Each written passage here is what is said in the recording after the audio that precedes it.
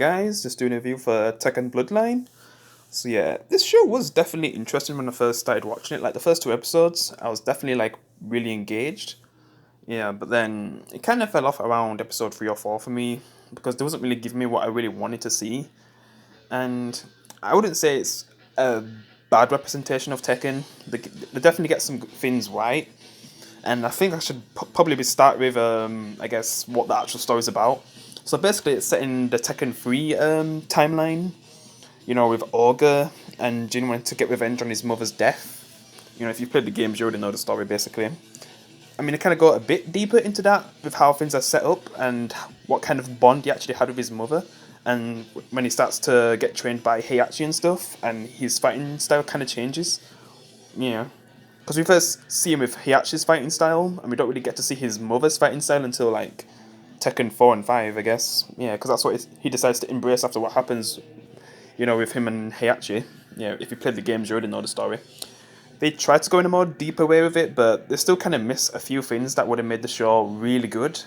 And especially not really giving enough characters proper focus.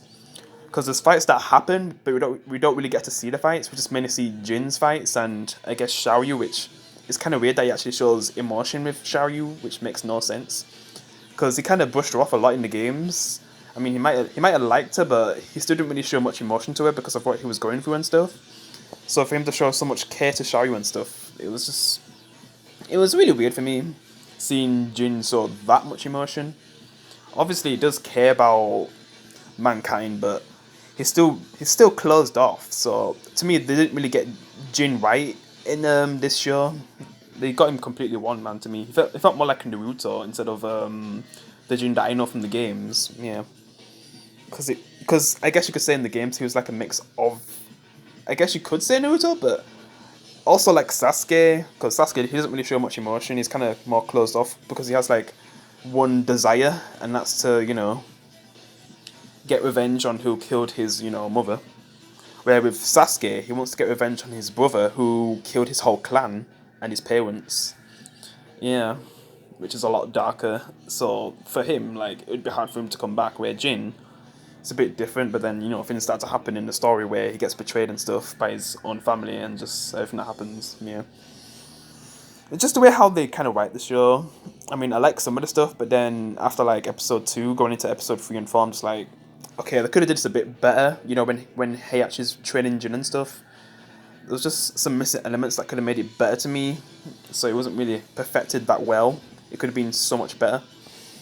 But I guess they did the best they could. And if it gets to season 2, which I'm not sure if it will, I just really hope they kind of definitely put more input in the story department, like how the movies did it. Well, I'm talking about the first animated movie. The, the best thing about that movie is that it kind of told the story well. It's just the fights were lacking. Like the fights would just go so fast, but they still had a really good story to tell. Where I guess with the live action movie, they had better fights than showing off all the characters.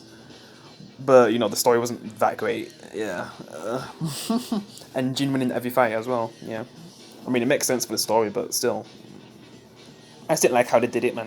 It just felt like BS, and they kind of do BS with this as well. Like it's like with Naruto, where when he gets to a point where he's about to lose a battle, he uses Karama's power, and it's the same with Jin. He just uses like the Devil Jin to get like an easy win. I'm just like, bruh, there's no real emotion and focus if you're gonna just do bullshit to win every fight, man. That's just me anyway. Like, so it's kind of hard to really care about Jin when he's using bullshit to win.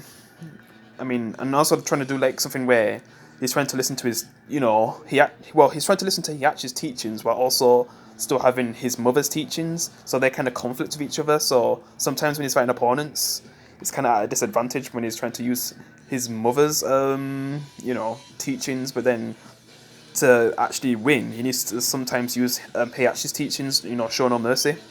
Yeah. And when he gets to a point where he fights King, I guess he has to go all out in that moment. And then basically something happens where, he actually sees the devil Jin, and that's when he decides to shoot Jin, you know, possibly killing him, but he gets back up, and then he beats Heihachi to death. Yeah. And he just flies away just like in the game, basically. But they kind of do it better in the game where, like, Heihachi's men shoot Jin, but Jin's not sure if he actually betrayed him. But then that's when he actually brings out a gun and shoots him. And yeah, just that kind of breaks Jin at that moment, and he becomes Devil Jin. Unleashes the devil just like his father Kazuya, because we kind of get a bit of a tale with that, and how Paul was like near to getting to fight Kazuya, but I feel like if he fought Kazuya, would Paul die, because Paul's supposed to be really strong in this universe, which is cool because he's definitely like the strongest in the universe. It's just when it comes to characters that have a lot of power in I'd say more like skill, because yeah, Paul has the power, but the skill and the power, yeah, that's like Heihachi and Kazuya. They're the ones who he probably can't beat, and he would have to train even harder to even have a chance, man. And then Jin's here, and he has that Devil Jin. Like, yeah, no chance. Yeah, but it's cool that they give some respect to Paul, but we don't really get to see him proper fight that much, which kind of sucks. And Leroy, like having him from Tekken 7 made no sense because it's Tekken 3. He wasn't in Tekken 3. The way how they treat Nina, like, man, Nina was way better done in the movie than how she's done here. It's kind of more like how she was done in the live action movie. Like she was a throwaway character, just some side chick, and she literally was a side chick in the movie. God. I mean, they could have did something with her where she nearly probably kills Xiaoyu by accident, and then Jin kind of gets mad about that, and a bit of his Devil Jin kind of builds up from that fight. Because yeah, Xiaoyu is definitely a really skilled fighter, and she shows herself to be like a really skilled fighter where she beats Nina. But I just feel like they could have had more weight, like if Nina won, and how it would have pushed Jin to the edge a bit. Yeah. Because seeing someone that cares for him getting injured, I'd still be fine with that, even though he's not really supposed to show emotion. But yeah. But yeah, there's just a lot of things they could have did better, but yeah. What you gonna do? But if it gets a season 2, I just really hope they kind of give us a better season, man.